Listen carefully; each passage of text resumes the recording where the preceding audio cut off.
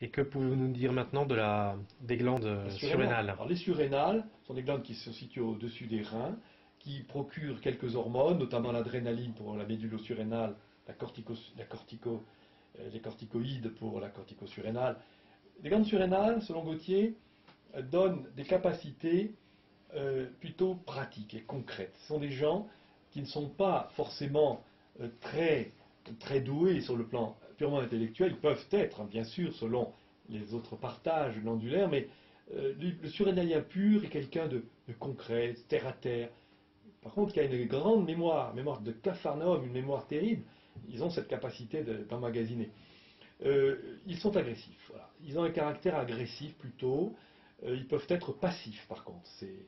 C'est possible. C'est peut-être un peu contradictoire, mais le surrénalien peut être passif, un peu lourd de comportement, mais capable d'agressivité importante.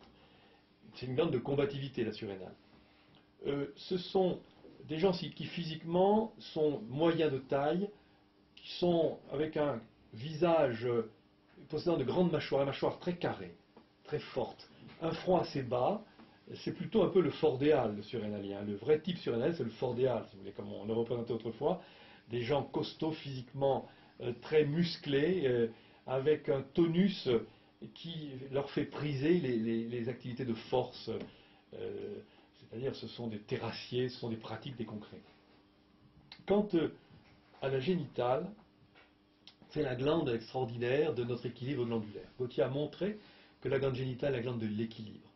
Alors c'est un peu long à décrire peut-être, on va essayer de dire le principal. Comment Gautier a-t-il fait pour montrer que la glande génitale est la glande de l'équilibre? Eh bien parce qu'il s'est rendu compte que la puberté était une période qui est considérée comme étant la finalité, qui a pour finalité plutôt l'avènement des forces de reproduction. On a dit la puberté, c'est la reproduction. Un enfant qui a 12-14 ans développe en lui des facultés de reproduction. Est-ce que ça représente la vraie finalité? Gautier dit non.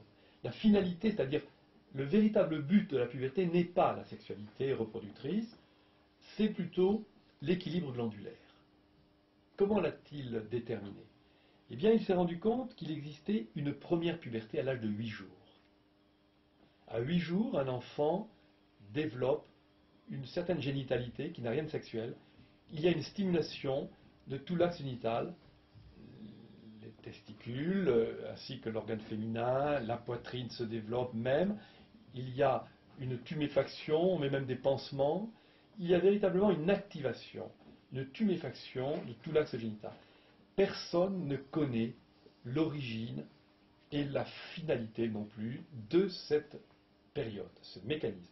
Le docteur Jean Gautier a montré qu'il s'agissait d'une première puberté dont le but était d'activer la glande génitale pour faire que l'enfant qui naît, au bout de 8 jours environ, soit en équilibre glandulaire. Parce que il a montré qu'un fœtus a 3 glandes qui fonctionnent dès le 3e mois fœtal.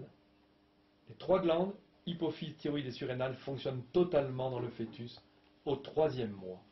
Seule la génitale n'est pas totalement formée.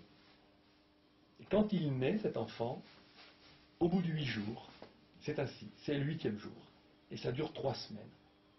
Il y a une stimulation de l'hypophyse d'abord, glande horloge toujours, qui vient en ricochet stimuler et la thyroïde et la surrénale, et les 3 viennent stimuler la génitale. Cette génitale est stimulée pour que nous ne soyons pas comme des voitures à 3 roues, mais au contraire en équilibre sur nos 4 roues, et la génitale est donc, comment dirais-je, stimulée par les 3 précédentes glandes.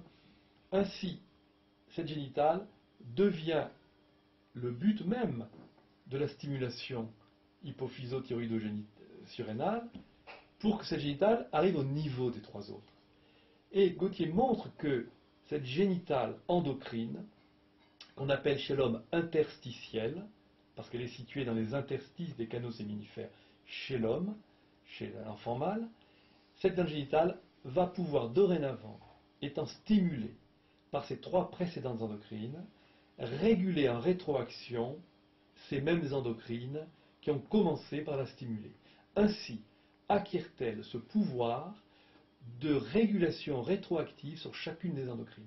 Et à partir de ce 8e jour, qui dure environ 3 semaines, la génitale devient cette fameuse glande de l'équilibre glandulaire. Et donc concrètement, la glande génitale aura comme effet sur la personnalité, sur le physique Alors, de la personne? la génitale, sur le plan physique, donne une taille peu élevée. Ce sont des gens qui sont 1m65, 68, 70, ils ne sont pas très grands, ils ont tendance à la calvitie, c'est le schéma.